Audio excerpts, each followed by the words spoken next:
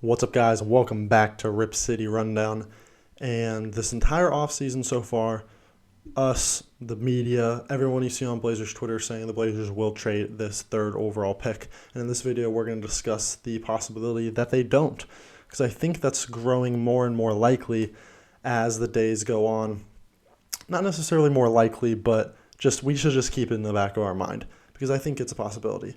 So before I get into this video, I do want to say that this video, just like all of our other videos throughout the offseason, are sponsored by MyBookie. What is MyBookie, you ask? MyBookie is a sports betting website where you can get on all the action for the rest of the NBA playoffs. You got Game 7 tomorrow night, or tonight as you're watching this, Miami-Boston at the whole NBA Finals.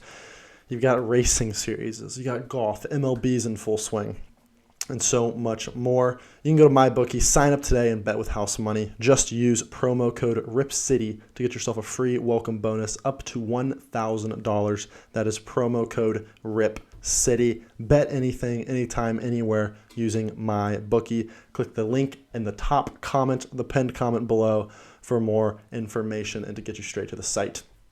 My other thing I want to say just before we get into the video is, remember, we do have a website, ripcityrundown.com, where you can buy our Rip City merchandise, Rip City Rundown merchandise. As you see, this is the red Rip City Rundown shirt. We've got a black one. As you see behind me, we have the Dame Bad Shot. That's the front and back. And then we've got a hoodie and hat as well. So if you're interested in some Trailblazers merch throughout the summer, if you've got some birthdays coming up and anything like that, go check out the website and see if you're interested in some of the shirts. So that being said, let's talk about this third pick, because a recent podcast between Woj and NBA draft expert Jonathan Givony, hopefully I'm pronouncing that right, discussed the Blazers pick and how they feel what's going to happen. Woj says they have got to get a player, a really, really elite player to trade out of the third pick and a three-player draft, because at the end of the day, we know who's going one, Wemby, but the next two picks, Scoot Henderson and Brandon Miller, are not miles, but they are up here compared to the fourth overall pick, which is here. This has a ton of value, and you need to get an elite player if you're trading one of these players who are known to possibly be generational type talents. That's hard to say, but that's what the draft experts are saying. Gavoni says, historically speaking, it's very rare for a top three pick to be traded, and they are going to need something to absolutely blow them away in order to trade that pick, is what I've been told. So, obviously, this is a great move by the Blazers. Everything you see at this time, you can't take 100% for certain. We see the Nets aren't interested in trading Mikal Bridges, and they feel that Portland would need to give up more than just Anthony in the third pick, or even Shaedon Sharpe in the third pick. We've seen that the Blazers think that Anthony Simons in the third pick can get an elite small forward. We've seen the Rockets are possibly going to trade with the Raptors. We've seen a ton of reports, a ton of rumors. You really can't take anything 100% for certain, because at the end of the day, this month up until the draft is smoke screen season. You're going to see a lot of GMs pushing narratives into the media that help their assets go up in trade value. So that's I think what the Blazers are doing right now. They're basically saying, we're comfortable with taking a pick. We've seen Joe Cronin say that he's comfortable taking a pick. And we see Woj say that they have to get a really, really elite player back for that third pick. So the Blazers are basically saying, we're not going to settle for a mediocre trade that isn't going to make us exponentially better. And you can look at it two ways. You can look at it saying, well, there's not a lot of elite players out there for trades, so are the Blazers going to trade this? Or you can look at this and say the Blazers are being very smart, and they are just feeding into the world that they're comfortable taking the pick. Because I think a lot of teams think the Blazers could possibly be desperate to trade this pick with all the rumors that Dame doesn't want to play with any more rookies, 19-year-olds, all that. I look at it as the Blazers are smart, but I also look at it with recent events regarding some players. I look at it and say, well, other than, say, right now, Pascal Siakam, what other elite players are available? The four guys we've been talking about this entire offseason, 5 if you want to include Joel Embiid, but we're not positive he's going to be available. I wouldn't even say it's less than 20% chance he's available. OG Anunoby, you got to think he's available for the right price, but is he elite? Is he elite, like that elite tier? I'm not sure. He's definitely the fourth best player of the guys we're talking about. Pascal Siakam, probably going to be available for the right price, and that's an elite player if the Blazers can go after him. That's going to be a lot, though, because you see Masai Ujiri is just crazy and wants everything, including Jesus Christ himself, when it comes to trading for a player.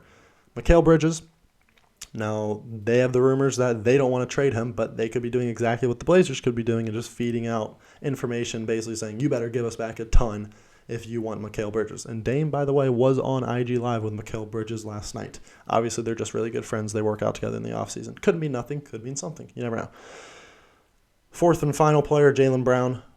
A week ago, that looked really good. I think, again, I said it on May 3rd, and we even said it in podcasts previously before. But I said on May 3rd, the most likely player, elite player to come to the Blazers to take the Jeremy Grant route and kind of force his way to the Blazers is Jalen Brown. And that's not looking great right now as they have tied the series 3-3. And I think that if they make the finals, and then obviously if they have a chance to win the finals, he's definitely going to stay. But if they don't win the finals, even if they win this series, I think there's a very good chance he could still be out because I don't think Boston wants to wrap up $600 million to two players because they've got Jason Tatum making $300+ million and Jalen Brown almost making $300+ million. So I do think the Jalen Brown thing is just slowly lowering and lowering if we do have a chance to get him. But it's no guarantee, even if they lose, that we're going to get Jalen Brown because a lot of people would be interested and he might not even be traded in the first place. So we turn our attention to the actual third pick. If we do keep this third pick, what are we going to do? Obviously, it's two players you could draft.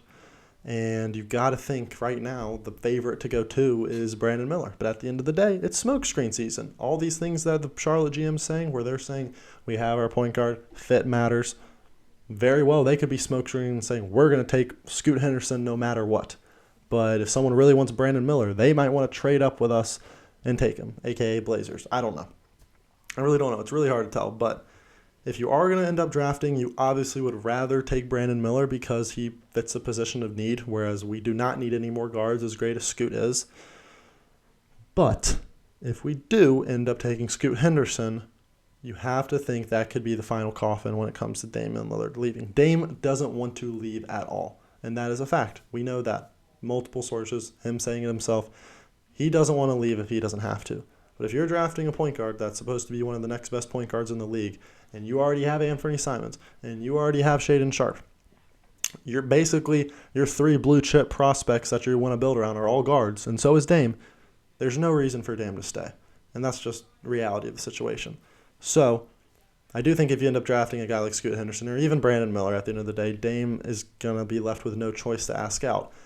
And I do genuinely think Joe Cronin doesn't want that to happen. A lot of people are trying to come up with theories that the Blazers are just slowly trying to push Dame away. That's not happening. They want to build around Dame, and they're going to try to do it. The issue is we really just don't know how many players are available out there. Other than those guys, Cat could be available, but I don't want Cat. I don't really want a part of Cat. You could argue Lauri Markkanen could be available as the Jazz want to go full-on rebuild. But again, that's severely unlikely. If you're a Jazz fan watching this, please do not comment Lowry's not available because I know he's probably not. You can move on to the Clippers. Could PG be available? You don't think so.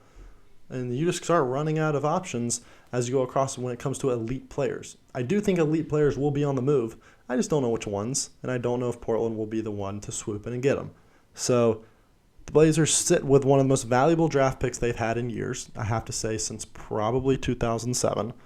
Obviously, they were picking in that draft, but I can't think of a time when the Blazers had a valuable asset that they knew they were going to trade. As likely as it is that Anthony probably is going to get traded, there isn't a guarantee he's going to get traded. It's much more likely that the pick obviously gets traded, probably attached with Simons, but this pick is very, very likely to get traded. You just can't settle if you're the Blazers. You can't settle with the most valuable asset you've had in a while.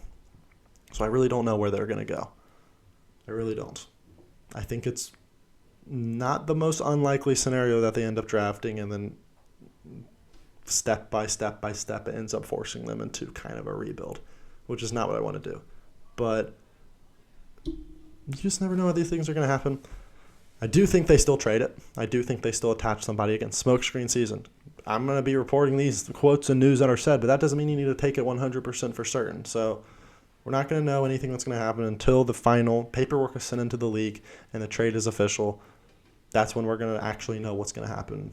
The rumors, all that is just, it's very unlikely. You got to hope Jimmy Butler goes crazy tomorrow night, wins it, moves on, Celtics go out, Jalen Brown possibly on the move, because I do think that's still the most likely guy we could go end up getting.